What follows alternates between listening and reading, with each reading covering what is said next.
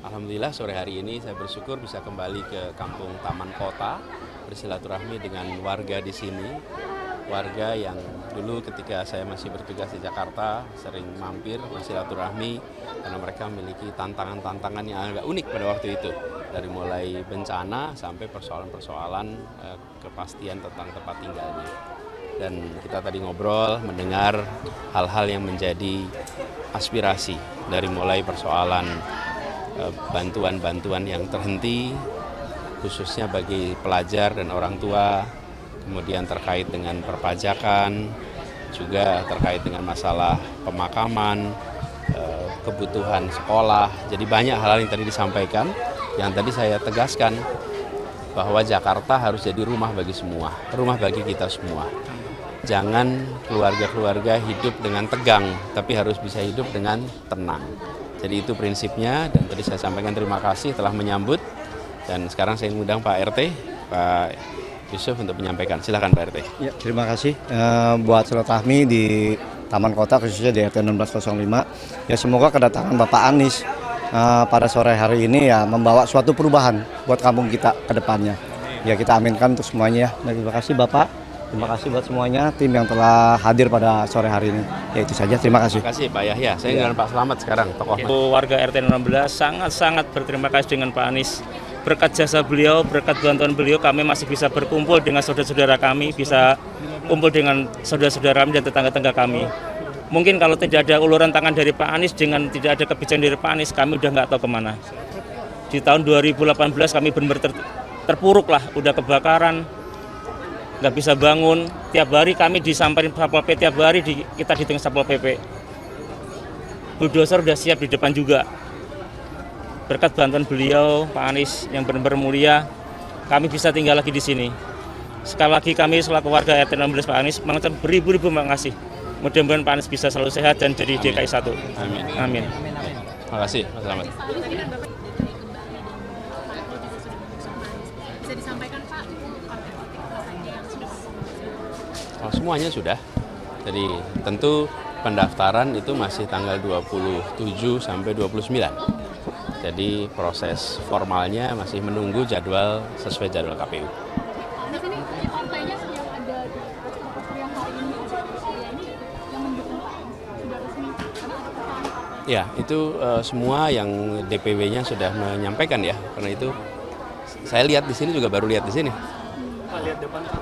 Oh iya ya, siap. Pak Anies, Pak ini kan ada sinyal bahwa PKS yang sebelumnya mengusung Pak Anies akan berkoalisi apakah mendukung Pak Anies karena sudah diberi waktu 40 hari untuk mencapai koalisi tapi belum ada. Ini bagaimana tanggapannya? Ya, alhamdulillah secara resmi kita belum mendengar apa-apa. Jadi kalau kabar-kabar angin banyak sekali, spekulasi banyak sekali. Kita ikuti sikap resmi karena itulah sikap yang menjadi rujukan kita semua. Dan kita tahu bahwa proses pendaftaran itu 27 sampai 29 Agustus. Masih berapa hari lagi nih? 18 sampai 20 hari ya. Ya, kita lihat saja perkembangannya.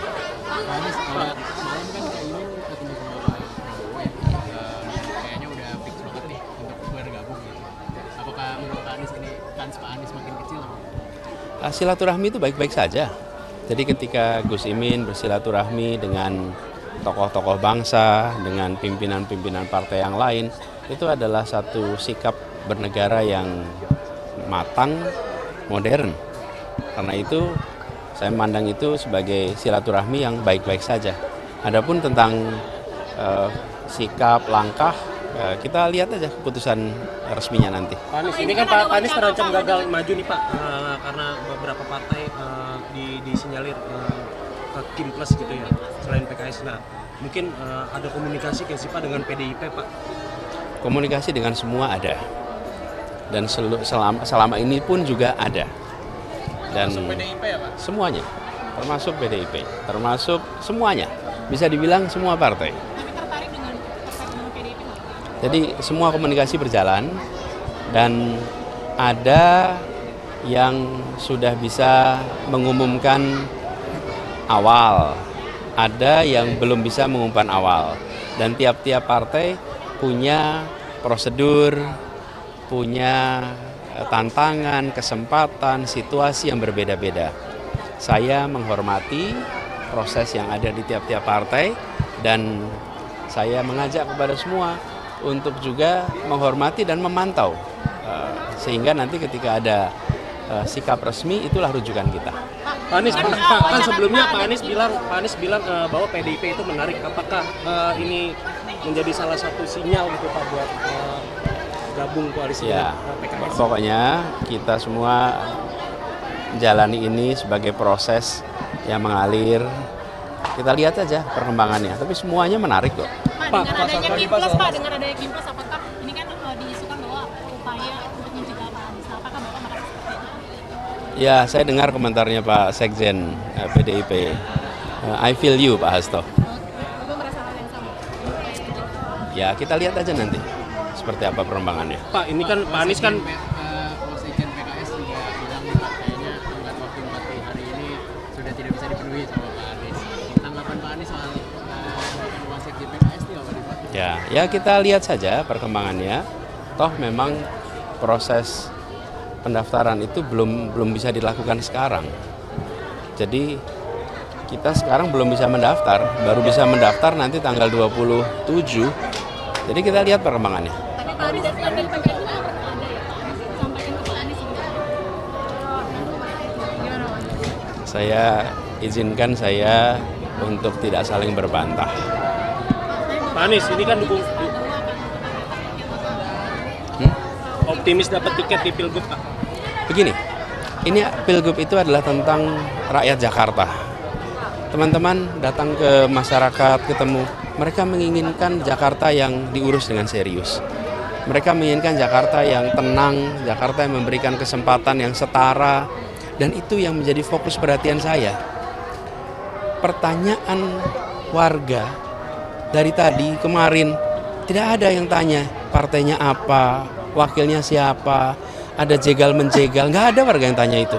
Warga tanya tentang, Pak KJP-nya bagaimana, Pak tanah saya bagaimana, Pak pendidikan seperti apa.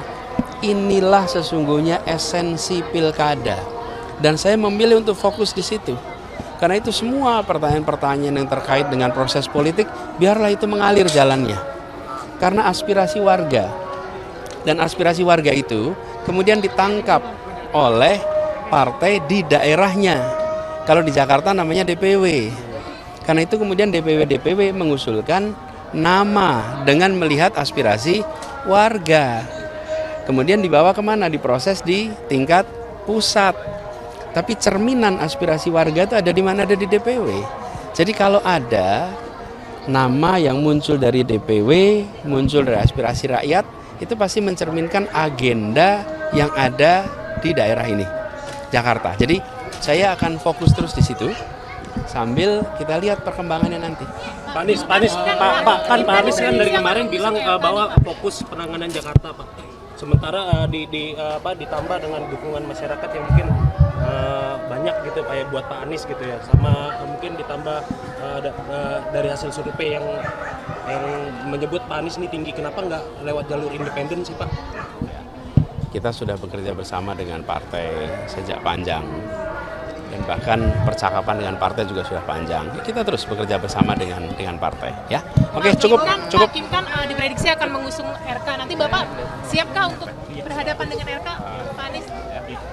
Pak Anies soal siap RK tidak yang nanti diusulkan, berhadapan dengan siap. RK? Oh, kita belum tahu. Tapi yang namanya pilkada ya tentu akan ada kompetitor.